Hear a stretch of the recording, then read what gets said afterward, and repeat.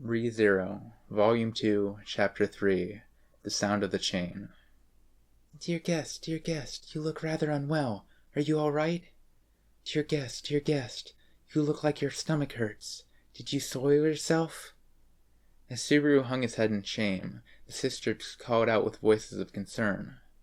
They were familiar voices, even after such a short time. The voices were sometimes annoying, sometimes relieving, voices that he could trust. But now, those voices sounded entirely different, ringing harshly against Subaru's eardrums. Responding to the feel of their gazes, Subaru put his breathing in order and lifted his face. Sorry to make you worry. I'm just a bit tense when I'm waking up. Somehow, the rage surging within him had dissipated while he pressed his face into the bedding. Though the initial shock had subsided, he felt as if he was bound with silk string, a sense of loss that made him feel a sob rising from his chest. Thinking how wonderful and infuriating it would be if only this was all just some mischievous trick Roswell was playing on him. The pretense in his own mind making him feel somewhat better, Subaru opened his eyes and looked straight ahead. Ah, that's right. After an instant, the blurry world became clear, and reality forced itself upon the young boy.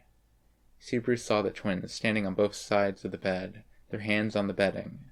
The familiar faces of Ram and Rem were gazing expressionlessly at Subaru, as per usual. Neither pair of eyes contained any emotion towards Subaru whatsoever. The 4 days that he had lived with them, growing closer to each other bit by bit, had evaporated like morning mist. Dear guest. With bewildered voices, both of their lips wove the words in unison. Their gazes chased after Subaru, now sitting up in bed. But Subaru, seemingly feeling a chill in the air, obeyed his feeling of unease and rose in great haste, putting distance between them. Dear guest, you mustn't move suddenly. You are not yet well rested. Dear guest, it's dangerous to move suddenly. You have not yet soundly rested. Subaru's body reflexively pulled back from the two girls and their concerned voices. The cold response made their eyes tighten with hurt looks, but Subaru was too frantic to notice such a thing. He was having a very hard time dealing with the feeling that he knew them, but they did not, in turn, know him. It was only a few days prior that Subaru had the same feeling in the busy street, the back alley, and the dilapidated shop. But it was completely different now. The situation was different, the time was different, the experience was different. It wasn't like when he'd redone things with Amelia and Feld when he'd barely known them. Certainly he'd done some arm-twisting to redo things with the people he trusted, but now, faced with having people he knew turned back into strangers, Subaru was gripped by an unshakable, faceless terror. The maid twins before Subaru's frightened eyes had begun to sense that something was terribly wrong. Silence descended upon the room. Neither side could say or do anything. That was why. Sorry, I can't do this right now. Subaru's action, gripping the doorknob and practically falling into the hallway as he rushed out, was just a moment faster than the twins moved to stop him. Subaru ran, the bare soles of his feet soaking up the cold of the hallway, drawing heavy, ragged breaths as he went. He ran fiercely in a daze, with no particular destination in mind. He ran, he fled, yet he didn't comprehend what he was running from. All he knew was that he couldn't bear to remain in that place a moment longer. Subaru ran down a corridor lined with similar-looking doors, his stride still tenuous, like he was about to fall over at any moment. Then, out of breath, Subaru put his hands on a door as if it led right to it. And as he tumbled in, he was greeted by the great mass of bookshelves and the archive of forbidden books.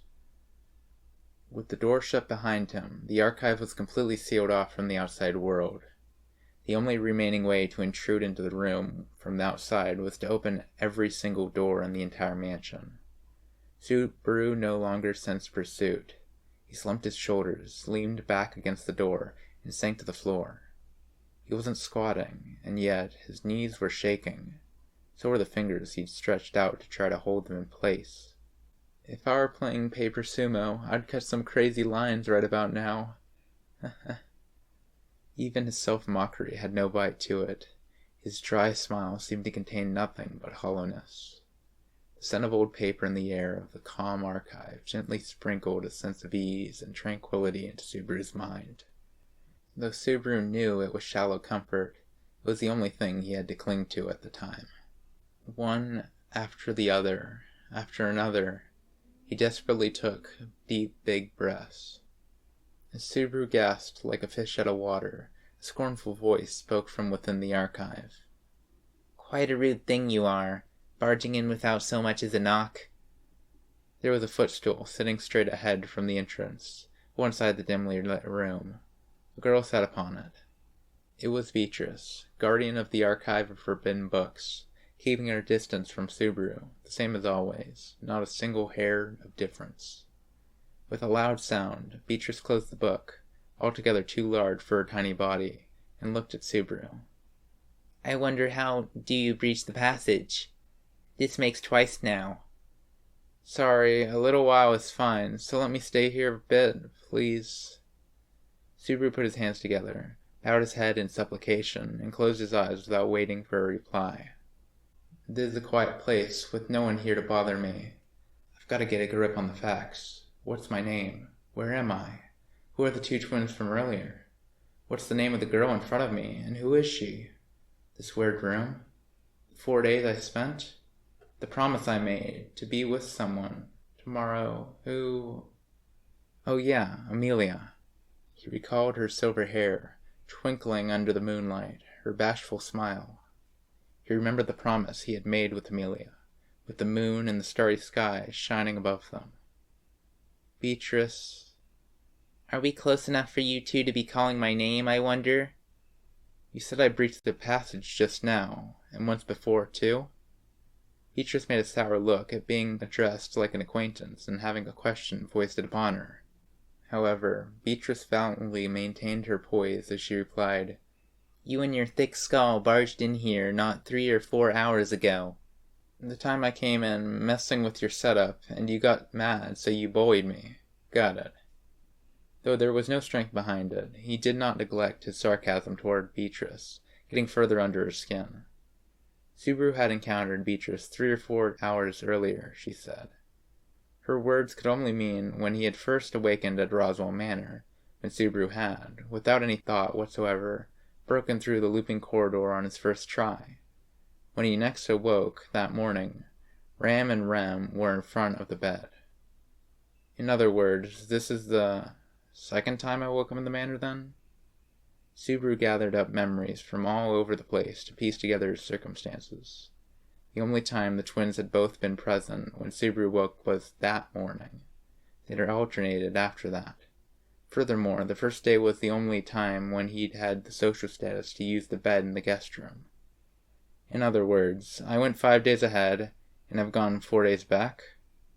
Just like in the royal capital, Subaru had gone back in time. That summed up his present situation. But understanding it was one thing. Accepting it was something else. Subaru clutched his head and tried to think of what could cause him to go back in time. When Subaru had gone back in time at the royal capital, it was triggered by death, which he had dubbed Return by Death. He decided that, having died 3 times over before saving Amelia, he'd left that loop behind. In point of fact, he'd spent 5 days at Roswell Manor in absolute peace and quiet, hadn't he? And then, poof, suddenly going back in time, he hadn't received any warning whatsoever. Did the conditions change from before? I made myself think dying sent me back, but maybe it goes back on auto after 1 week? No, if that were the case, then... If that was so, then there was no reason for him to have woken on the first day at Roswell Manor at all. The principles underpinning going back in time remained unclear, but loops like the one at the royal capital surely followed certain rules. One rule was definitely the place where you were reborn. If Subaru hadn't been freed from that loop, he should have been awoken right in front of the owner of the fruit shop with the scarred face, as he had 3 times over. But it wasn't a scarred middle-aged man, it was those angelic maids. Guess I've moved up. That part made him feel like he'd traded hell for heaven. With several pats, Subaru felt his own body and ensured that it was uninjured. You wouldn't think anything had happened. But if I died, how did I die? Everything was normal before I slept during the 4th night. At any rate, it didn't feel like any situation I'd die in my sleep before reaching the 5th day. He wondered if instant death without any conscious knowledge of it whatsoever was truly possible. He tried to picture dying from poison or gas in his sleep, but that meant being assassinated. There was no reason anyone would assassinate Subaru, so the preliminary conditions simply hadn't been met. So, does that mean it's a forced loop unless I reach clear conditions? If you looked at it like a game, it was like a game over that happened if you didn't trigger the necessary flags. Not knowing who'd put up the flags or why was bad enough, but not knowing the triggers? That was pretty dismal game design. Besides, I'm the kind of gamer who gives up quickly and runs off to read a strategy guide. A scornful smile came over Beatrice as she watched Subaru sink into an ocean of introspection. She sounded bored when she spoke. It's become rather boring around here with all the mumbling you've been doing. Death this, life that. This is why humans are so boring, I suppose. It's all deceits and conceits to the very end. This is why I can't hold a conversation with your kind. It was a blunt, even cruel way of blowing him off, but Subaru was relieved that Beatrice's attitude hadn't changed a bit. He rose up, dusting off his rump as he turned to face the door. Leaving, I suppose? There are some things I've got to figure out. I'll leave moping around for some time later, thanks. I haven't done anything at all. Would you just leave already, I wonder? I really must readjust the passage. Though there was not even a sliver of gentleness in her tone, for some reason, Subaru found that reassuring. Beatrice herself may have not had any such intention, but Subaru felt like her words were pushing him onward. He twisted the doorknob, a cool breeze blew as he took his first step outside. The wind made his short hair sway. He covered his face with an arm as he felt a faint prickling in his eyes. Then the wind stopped. He felt grass under his bare feet, and his breath caught a bit as he spotted the silver-haired girl in the garden, making his heart leap for joy. She really is so radiant. Well, this is a nice touch, he thought, internally pouring out a string of invectives at the cheeky guardian of the archive. Subaru! Upon noticing Subaru, the girl's violet eyes opened wide as she urgently rushed to his side. Those 3 bell-like syllables pouring from her lips were in the highest pitch she could make. Subaru spontaneously shifted his feet toward the fast-approaching girl. As she gazed at him from head to toe, the corners of her eyes descended in relief. But she immediately snapped back to her senses and returned to her normal look. Don't make me worry like that. Rem and Rem were really worked up, running all around the mansion, making a big fuss because you ran off right after you woke up. Rare for them to get that worked up, huh? And sorry, Beatrice held me up for a bit. Again? I heard she picked on you once already before I got up, but... As Amelia's beautiful face drew near with an expression of concern, her defenseless look made Subaru reach out his hand to her, as if his own weak heart were trying to cling to her for support. But it was far too abrupt a place for it. If he did that, calming down the archive would lose all meaning. It wasn't his goal to make a scapegoat out of Beatrice. All Subaru could do, seeing Amelia's anxious face, was respond with a vague expression. It wasn't very Subaru-like behavior, but Amelia's formality didn't permit her to dig much deeper. Of course it didn't. Amelia hadn't spent a single hour with this Subaru since meeting him. There was no way she could know that. The 4 carefree days Subaru and Amelia had spent together had been tossed into the gutter. 4 carefree days that had really happened, that Subaru knew, but Amelia did not. What is it? Is there something on my face? Yeah, there are cute eyes, nose, ears, and mouth all over your face. I'm glad that you're all right. Amelia's face, scowling as if to complain about the initial sweet talk, immediately nodded at the last part. Yes, I'm quite all right, because you protected me. How about your condition, Subaru? Ah, all good, all good. Thanks to blood loss, mana drain, and the shock from when I woke up. I'm a bit weak and my mind feels like it's been beaten with a bat, but I'm feeling good. I see, that's what... That sounds like you've been taking a beating all over. I'm fine, see?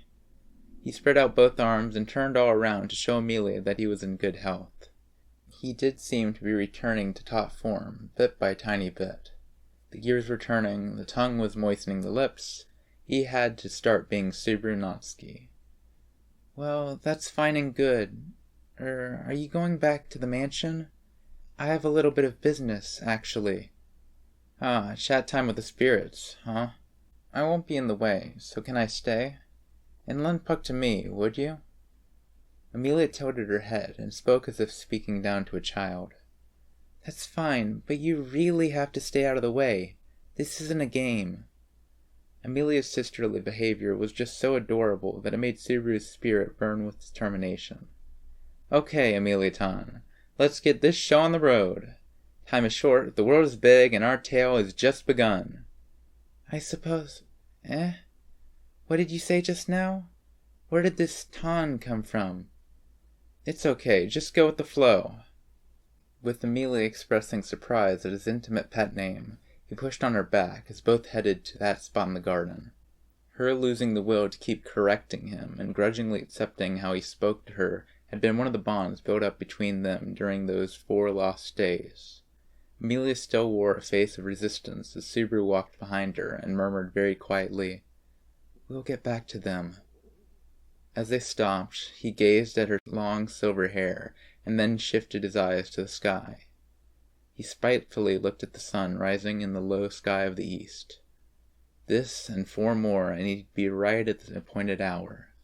All he needed to fulfill the promise with this girl, like the moon, was to greet the arrival of the sun. He had time, and he knew what the answer would be. I don't know who's got it in for me, but I'm gonna take it all back and make you cry. Don't underestimate how tenacious I can be after I fell madly in love with the smile I saw that night. He shook a fist towards the sky and declared war to no one in particular. It was Subaru's first declaration of open defiance at the summons and loop that had brought him to that world. He had begun his battle against the second loop, all so that he could move past his week at Roswell Manor and learn how those days would continue, and to protect and fulfill the promise he had made that night.